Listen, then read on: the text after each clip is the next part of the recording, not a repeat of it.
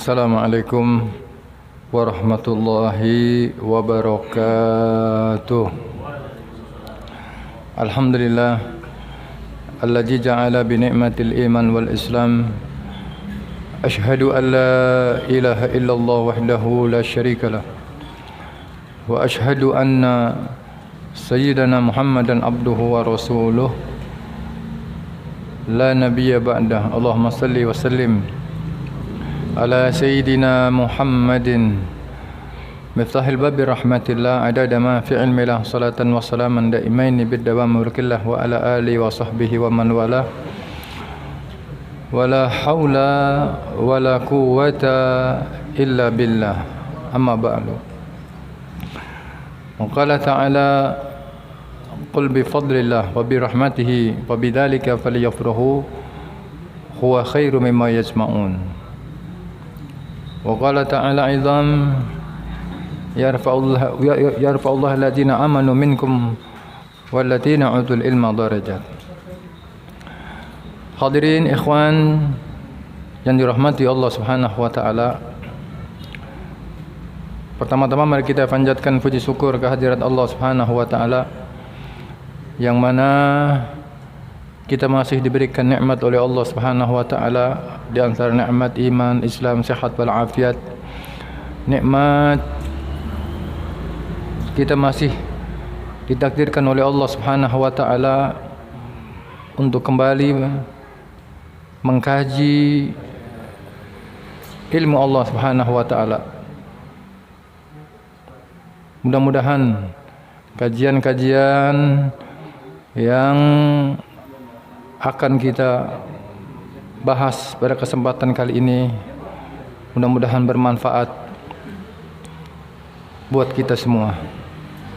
Tak lupa salawat dan iring salam tercurah kepada mahabbah kita, junjungan kita baginda Nabi besar Muhammad sallallahu alaihi wasallam beserta para keluarganya, sahabatnya dan juga para pengikutnya ila yaumil qiyamah. Ikhwan yang dirahmati Allah Subhanahu wa taala, pada kesempatan kali ini Al-Faqir ingin meneruskan pembahasan yang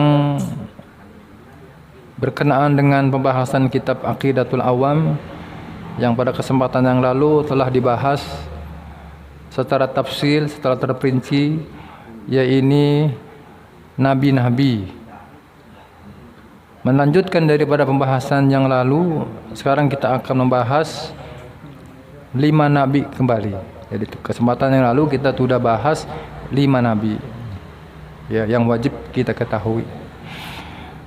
Sekarang kita memasuki yang ke-6, yaitu Nabi Allah Ibrahim alaihissalam. Beliau adalah putra daripada Azar bin Sam bin Nuh. Beliau bergelar Khalilullah. Apa itu Khalilullah? Orang yang mendapatkan kasih sayang Allah Subhanahu wa taala dan menjadi bapak para nabi. Kenapa? Beliau mendapatkan julukan Abul Anbiya, bapak para nabi. Dari Nabi Ibrahim inilah akan mencetus keturunan-keturunan nabi-nabi. Baik itu dari keturunan mulai dari nasab Nabi Ishak ya, yang mana Nabi Ibrahim mempunyai istri Siti Syarah. Nah, dari Siti Syarah inilah melahirkan Nabi Ishak dan nanti akan menurunkan daripada nabi-nabi Bani Israel. Dan juga yang kedua, Nabi Ibrahim alaihissalam mempunyai istri Siti Hajar yang dikaruniai putra yang bernama Ismail. Nah, inilah cikal bakal sampai kepada nasab Nabi kita Muhammad sallallahu alaihi wasallam. Tujuan dakwah Nabi Ibrahim adalah memberikan pengertian tentang pemahaman keimanan, ketauhidkan atau keesaan Allah Subhanahu wa taala yang pada saat itu umat sudah jauh daripada penyembahan kepada Allah Subhanahu wa taala, menyembah berhala. Dan juga pada saat itu Nabi Ibrahim bukan hanya bertemu dengan umatnya yang membangkang dan juga raja yang zalim pada saat itu yang terkenal dengan Raja Namrud. Dan juga kisah daripada Nabi Ibrahim ya dijelaskan di dalam Al-Qur'an ya, sebagaimana kisah perjalanan beliau dari mulai beliau memberikan dakwah pemahaman keimanan, tauhid, keesaan Allah Subhanahu wa taala, sampai beliau dicemooh oleh umatnya, sampai beliau dibakar hidup-hidup, bahkan sampai beliau bertemu dengan Raja Namrud, maka dijelaskan di dalam Al-Qur'an. Maka dari itu wajiblah kita ya untuk mengetahui sebagai seorang yang beriman kepada Allah Subhanahu wa taala, dan juga wajib kembali kita untuk beriman kepada para nabi dan rasul yang diutus oleh Allah Subhanahu wa taala, yang pada kesempatan kali ini adalah Nabi Allah Ibrahim alaihi salam. Sebagaimana Allah berfirman dalam Al-Qur'an, di saat Nabi Ibrahim dibakar oleh kaumnya kurang lebih 40 hari 40 malam, maka disitulah Allah Subhanahu wa taala berfirman, ya narukuni barda wa salaman ala Ibrahim wa raddu bihi kailan faja'alna humul akhsyarin. Yang artinya, wahai api, jadilah engkau dingin dan selamatlah Ibrahim. Mereka hendak berbuat makar pada Ibrahim, maka kami jadikan mereka itu orang-orang yang paling merugi, orang-orang yang sangat merugi. Maka dari kisah ini, dari kisah Nabi Ibrahim ini nih, contoh buat kita. Maka kita sebagai umat Nabi besar Muhammad SAW, dan kita sampai saat ini masih diberikan keimanan oleh Allah Subhanahu wa taala, beriman kepada Allah, beriman kepada para nabi dan rasul utusan Allah, maka pertahankan keimanan ini, dan kita mohon kepada Allah Subhanahu wa taala semoga kita selalu dalam pertolongan Allah Subhanahu wa taala. Amin ya rabbal alamin.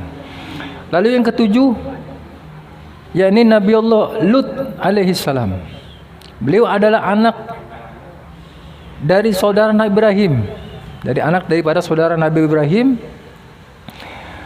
Artinya berarti ponakan daripada Nabi Ibrahim. Beliau diutus oleh Allah Subhanahu wa taala kepada penduduk Sodom, negeri Sodom, kaum Nabi Lut yang jumlahnya tidak tanggung-tanggung pada saat itu. Nabi Lut berjumlah daripada kaumnya ada kurang lebih 4 juta orang. Mereka terkenal dengan perilaku homoseks atau lesbi. Kemudian mereka diajak oleh Allah Subhanahu wa taala, karena diajak oleh Nabi Lut untuk menyembah Allah, untuk menjauhi perkara-perkara yang mengingkar yang dilarang oleh Allah Subhanahu wa taala, ya, yang mana pada saat itu dilarang menurut hukum laki dengan laki, perempuan dengan perempuan, itu dilarang untuk berhubungan intim. Maka Nabi Lut dengan keras, dengan susah payah mengajaknya untuk sadar itu adalah perbuatan yang terkeji, perbuatan yang dilarang oleh Allah Subhanahu wa taala. Tapi umatnya terus membangkang, maka pada akhirnya Nabi Lut didatangi seorang pemuda, 2 pemuda yang sangat gagah, sangat ganteng. Ternyata itu adalah utusan Allah, yakni malaikatnya Allah Subhanahu wa taala. Menghampiri Nabi Lut, wahai Lut, aku ini berdua adalah malaikatnya Allah Subhanahu wa taala. Aku diutus ke tempat ini, ke negerimu ini untuk mengajak kamu keluar daripada tempat ini, karena sudah tidak layak lagi umatmu. Karena apa? Karena sudah sekian tahun diajak untuk sadar, untuk mengenal Allah Subhanahu wa taala, untuk mengenal keesaan Allah Subhanahu wa taala, bahkan untuk menjauhi apa-apa yang dilarang oleh Allah Subhanahu wa taala, tetap bersikukuh. Maka pada saat itulah Nabi Lut meninggalkan umatnya. Diriwayatkan bahwa Nabi Lut meninggalkan daripada negeri Sodom itu sekitar antara menjelang subuh. Maka Nabi Lut diperintahkan oleh kedua malaikat, wahai Lut, nanti di saat engkau sudah meninggalkan daripada kampungmu, janganlah engkau sekali-sekali menoleh ke belakang. Kalau ada suara yang engkau dengar dari telingamu, jangan menoleh ke belakang. Bawalah anak-anakmu, karena sudah tidak mungkin lagi istrimu juga ikut. Kenapa? Karena istrimu juga sudah membangkang, sudah tidak mau nurut apa yang diperintahkan oleh suaminya, yaitu Nabiullah Lut alaihissalam. Maka kisah ini diabadikan oleh Allah Subhanahu wa taala di dalam Al-Qur'an surat Hud ayat 77 sampai ayat 83. Maka dari itu ini juga sebagai pengalaman buat kita umat yang mungkin saat ini juga masih banyak saudara-saudara kita, kawan-kawan kita yang berperi kelakuan seperti di zaman Nabi Lut, yakni kaum Sodom. Maka dari itu sekali lagi kita mohon kepada Allah Subhanahu wa taala, semoga Allah Subhanahu wa taala memberikan pertolongan kepada kita sehingga kita selalu di jalan keridhaan Allah Subhanahu wa taala. Lalu berikutnya Nabi Allah Ismail. Beliau adalah putra Nabi Ibrahim alaihissalam dari ibu Hajar. Beliau diutus oleh Allah Subhanahu wa taala kepada penduduk negeri Yaman dan bangsa Amalek agar mengajarkan mereka mengesahkan Allah. Artinya tetap tujuan Nabi Ismail dan nabi-nabi yang terdahulu juga tetap tujuannya untuk mentauhidkan Allah, mengesahkan Allah Subhanahu wa taala, bahwa tidak ada Tuhan selain Allah Subhanahu wa taala. Lalu melakukan salat dan mengerjakan zakat atau mengeluarkan zakat. Beliau mempunyai 12 anak dan mereka itu menjadi kepala-kepala kaum. Beliau wafat di Mekah dan dimakamkan di Hijr dekat Ka'bah yang kemudian disebut dengan nama Hijr Ismail. Beliau pula lah yang meninggikan Ka'bah beserta ayahandanya Nabi Allah Ibrahim. Maka dari itu bagaimana perjuangan Nabi Ibrahim untuk mengajak umatnya mengenal Allah Subhanahu wa taala sampai saat ini kita umat yang belakangan ini, umat Nabi besar Muhammad sallallahu alaihi wasallam, semoga kita dijaga oleh Allah Subhanahu wa taala, dipelihara oleh Allah Subhanahu wa taala sehingga terus kita mengesahkan Allah Subhanahu wa taala sebagaimana yang telah diajarkan oleh para nabi-nabi terdahulu. Lalu yang kesembilan adalah Nabi Ishak. Beliau adalah putra Nabi Ibrahim pula dari ibu Syarah. Nabi Ishak itu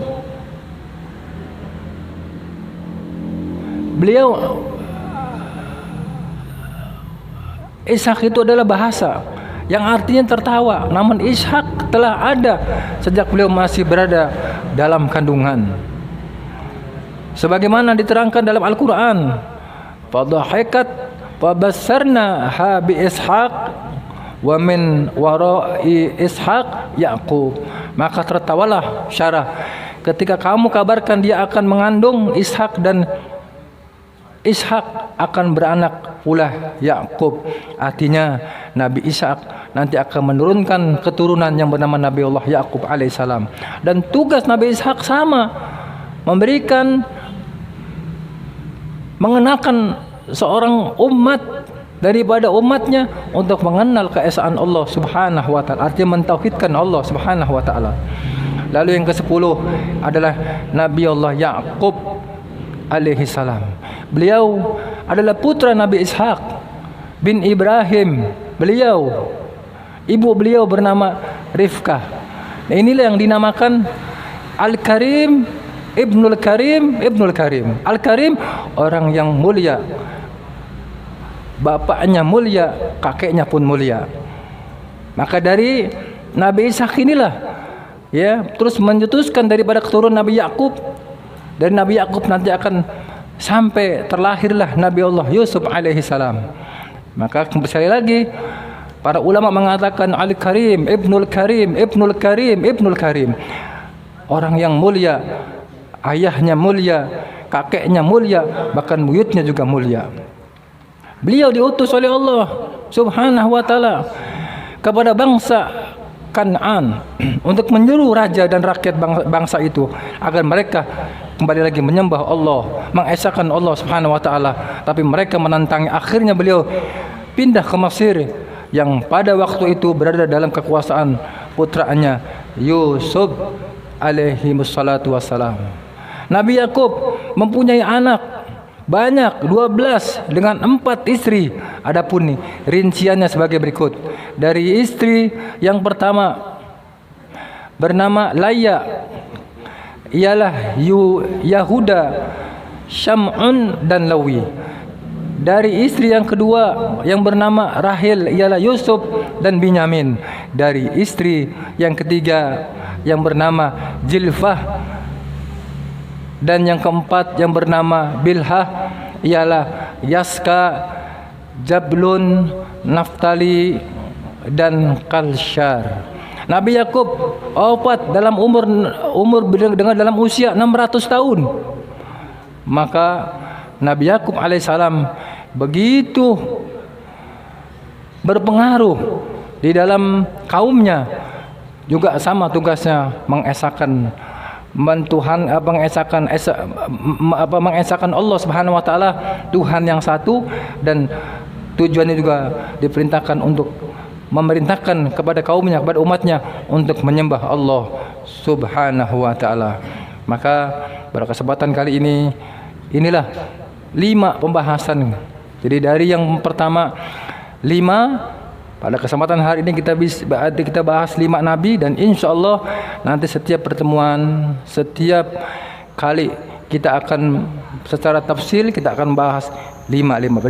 Berarti sudah 10 nabi dan rasul yang wajib kita imani setiap orang yang beriman kepada Allah Subhanahu wa taala. Kalau kita sampai tidak mengimani, sampai tidak percaya akan rasul yang jumlahnya 25 ini, berarti rusaklah keimanan kita. Maka dari itu ayo kita mohon kepada Allah Subhanahu wa taala, semoga Allah Subhanahu wa taala sekali lagi memberikan pertolongan kepada kita, memberikan daripada kemudahan, apalagi ini di bulan Muharram. Bulan Muharram adalah bulan yang mulia. Bulan Muharram adalah bulan yang dicintai oleh Allah Subhanahu wa taala. Apabila kita melaksanakan kebaikan-kebaikan di bulan Muharram, ya, sebagaimana kemarin kita telah melaksanakan puasa tanggal 9 di bulan Muharram atau yang dinamakan dengan Tasyuha. Lalu kita lanjutkan puasa Asyura tanggal 10 di bulan Muharram. Maka alhamdulillah, mudah-mudahan puasa yang telah kita kerjakan di 2 hari tersebut semoga kita mendapatkan keridhaan Allah Subhanahu wa taala. Sebab ini adalah Asyura Muharram, atau di tanggal 10 Asyura ada tanggal keramat. Kenapa? Di tanggal tersebutlah banyak kekasih Allah yang diselamatkan, yang mendapatkan kabar gembira oleh Allah Subhanahu wa taala. Di antaranya diselamatkannya Nabi Nuh alaihissalam dari banjir bandang selama 40 hari 40 malam. Diselamatkannya Nabi Yunus dari ikan hiu pada tanggal 10 Muharram.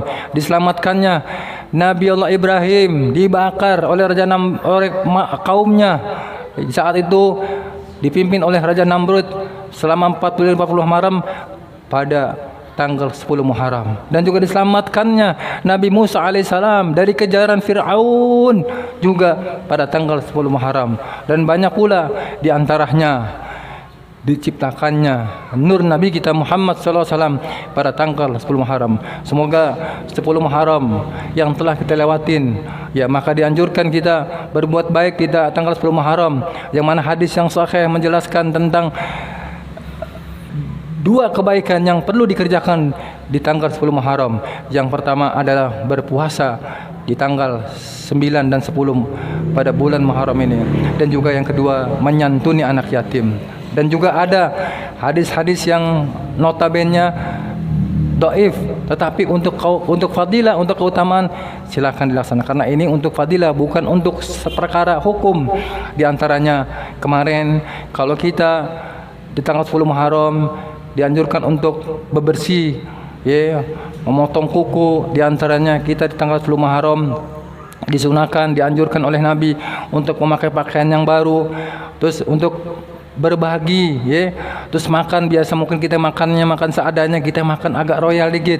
Biasa kita ngasih jajan sama anak kita cuman sedikit, kita akan tambahin. Juga mungkin biasa ngasih uang belanja sama istri sedikit, tambahinlah. Kenapa? Karena itu bulan kebaikan, karena itu bulan yang mulia, bulan yang dicintai Allah Subhanahu wa taala.